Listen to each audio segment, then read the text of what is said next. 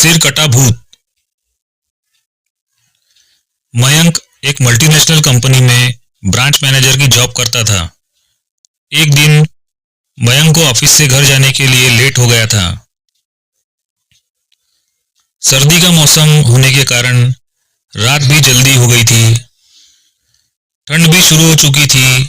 रास्ते में चलते चलते मयंक को अचानक एक आवाज सुनाई दी, रुक जाओ। मयंक वहीं पर ही रुक गया और पीछे मुड़ के देखा, लेकिन पीछे कोई भी नहीं था। फिर से वही आवाज सुनाई दी, सामने देखो। जैसे ही मयंक ने सामने देखा तो उसे जमीन पर कुछ चमकती हुई चीज दिखाई दी। मयंक दौड़ के उस चीज के पास गया और देखा तो यह कोई साधारण चीज नहीं थी, बल्कि एक चमकता हुआ हीरा था। उसने वह हीरा अपने हाथ में ले लिया। उसकी चमक देखकर मयंक की खुशी का ठिकाना न रहा। लेकिन मयंक को कहाँ पता था यह कोई साधारण चीज है या नहीं, बल्कि एक मायावी हीरा है। अचानक उस हीरे में से आवाज आई, अगर तुम्हें यह हीरा चाहिए तो इस जमीन को खोदो। इस जमीन के नीचे बहुत सारे हीरे हैं। मयंक खुश हो गया। उसने उस हीरे को अपनी जेब में डाला और जमीन में खोदना शुरू कर दिया।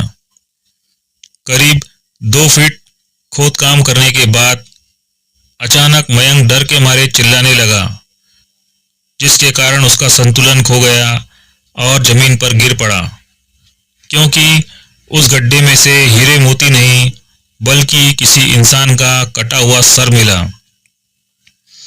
अचानक वह सर हवा में उड़ने लगा और बोला, डरो मत, मैं तुम्हें कोई हानि नहीं पहुंचाऊंगा। मैं तुम्हें बहुत सारे हीरे जवाहरात दूंगा, बस मेरी बात ध्यान से सुनो। मैं जहां जाता हूं वहां मेरे पीछे आओ। फिर वह सिर हवा में उड़ा और जंगल की ओर बढ़ने लगा। करीब 1 किलोमीटर चलने के बाद वह सिर रुक गया। मयंक भी रुक गया। फिर उस सिर ने मयंक से कहा, इस जमीन के भीतर बहुत सारे हीरे मोती जवाहरात छिपे हुए हैं। इस जमीन पे खोद काम शुरू करो। मयंक खुश हो गया और उस जमीन को खोदना शुरू कर दिया।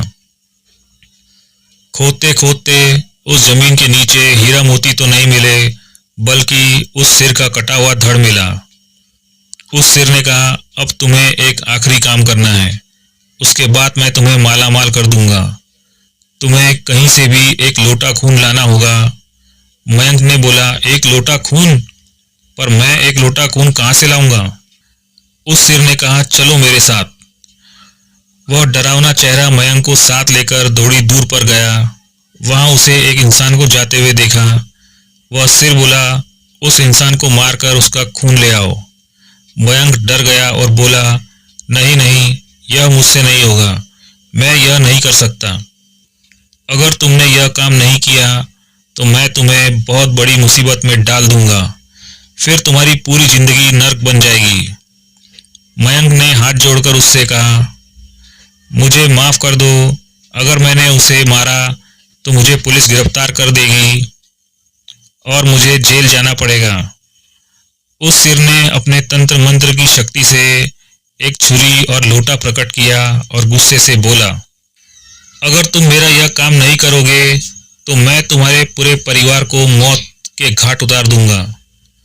मयंक ने मजबूरी में आकर उस आदमी को मार डाला और उसका खून लेकर उस सिर के पास गया।